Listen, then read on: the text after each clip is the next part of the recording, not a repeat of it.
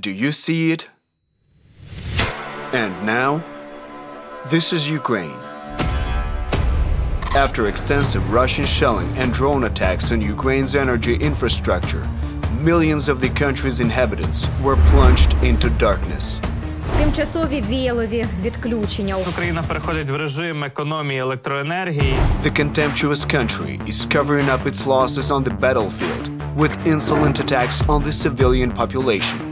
By attacking co-generators and thermal and hydroelectric power plants, it is primarily affecting the life of civilians. It disrupts the work of doctors, midwives, schools, kindergartens, and orphanages.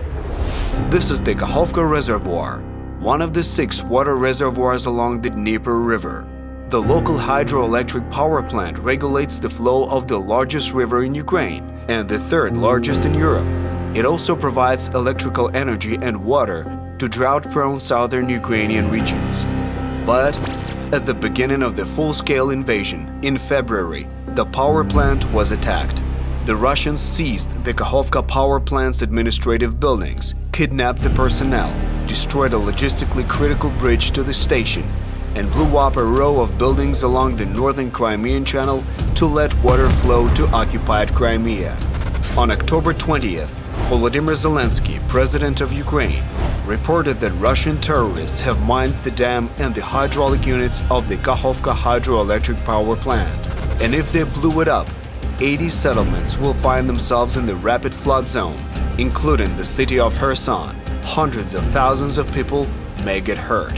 According to experts, the Russian military needs to blow up the station to forcibly deport Ukrainians from this region to Russia, stop the imminent Ukrainian offensive, blame the terrorist act on Ukrainians as is tradition, hide its defeat and retreat from the Kherson region.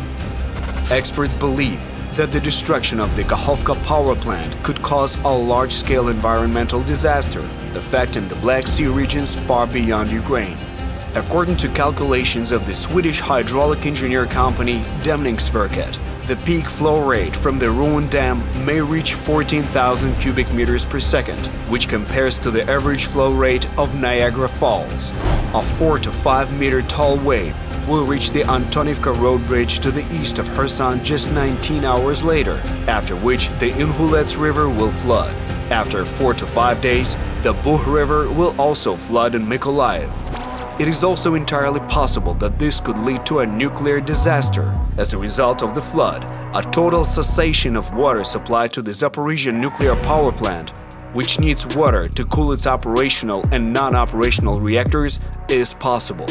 Dams like the one in Nova Kachowka are protected by the wartime laws established by the Geneva Convention.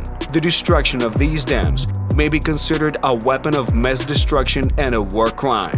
It is clear by now that Russia does not follow any rules, agreements, or conventions. This is why stopping its countless terrorist attacks is only possible from a position of power.